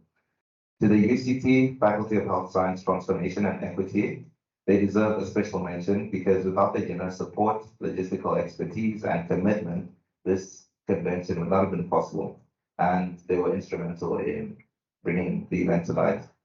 We want to extend our gratitude to the Neuroscience Institute, and in particular, Professor Fegan, for generously providing us with a marvelous venue. As you guys saw, there are a bunch of fancy cameras that you don't see at upper campus. So the Neuroscience Institute was, yeah, it was quite a generous gesture for them to allow us to use it. A heartfelt thanks to the light Masoka, played an instrumental role in navigating access and learning the venue. The cameras, I wouldn't have been able to do that without it, and the lighting and everything. It was definitely a lot of help to running the event. The convention would not have been complete without the delicious refreshments that I'm sure you guys enjoyed during the break, and the finger snacks and the treats that are going to be available afterwards. And for that, we have to thank the OIC for supporting our tea break, and yeah, making sure that the event is not attended by hungry people. A big shout out goes to the societies that helped us spread the word about this event throughout their networks. Their collaboration and involvement played a significant role in creating awareness and bringing together a diverse audience, as I see. And yeah, we want to extend a special thanks to the TEDx UCT and them, Masinde, for their unwavering support throughout the planning process. Your guidance and encouragement and partnership was invaluable in shaping the convention and what we see today. Last but not least, our heartfelt appreciation goes out to our photographer, Andrew O'Brien. Your skillful artistry will ensure that the memories of this event live on, and it will remind us of the collective dedication and determination to eradicate gender-based violence. In conclusion, I want to express my deepest gratitude to each and every one of you for joining us at the convention today. Together, we've taken a significant step forward towards fostering a safer and more equitable world. Let us carry the momentum forward, united in our mission to end gender-based violence. Thank you once again for your unwavering support and your attendance today. It definitely did not go unnoticed. Thank you very much.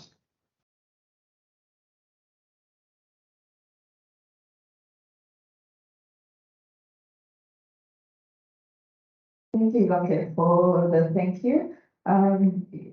He cut down my speech by like 50%, so I'll take that as a pro. But as we come to the end of our inaugural 2023 Anti-Gender-Based Violence Convention, I am filled with profound gratitude for your attendance and contribution today.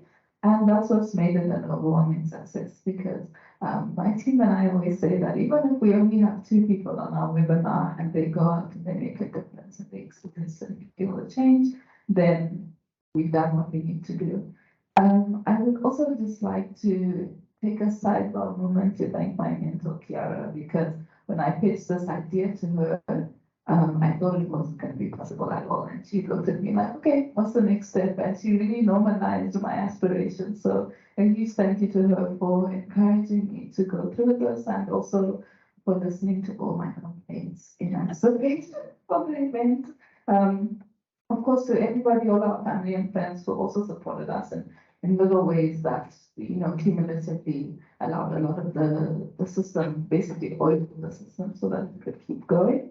And of course, to our dedicated team, 16 ways for 16 days. When we recruited the team, we hadn't even realized that there's actually 16 of us on the team.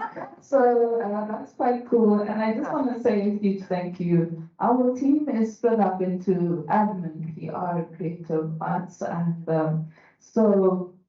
and IT, of course. So everybody was involved in some way in putting this event together. And honestly, PR-wise, sending emails, making phone calls, all of that stuff. Thank you so much to our amazing team. So your unwavering commitment and tireless efforts are what made this event a success. And you guys are the driving force behind the positive change that we've seen. And so, as we depart from this convention, let us carry with us the lessons that we've learned, the connections that we've made, and the determination to continue asking questions, but also continue seeking solutions. We may have reached the end of this event, but this is just the beginning of a transformative journey. And so my hope for today is that you've moved through this space with an open and inquisitive mind, and that seed of agency has been planted in every single one of your hearts, and that you feel inspired enough to bring it to your front line. Thank you. That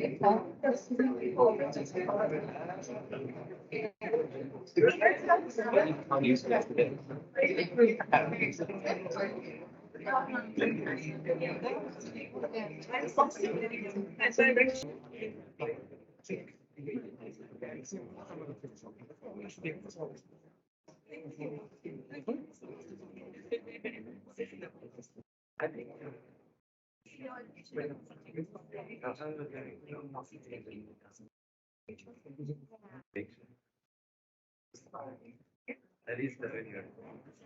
So everybody who's joined us online, we just want to say a big thank you for being present on the platform and engaging with the topics as well. And we hope to see you soon. If you join us late, the convention is going to be on our YouTube channel and it's been recorded, so we can always send you the link and wish you a wonderful weekend. Wow.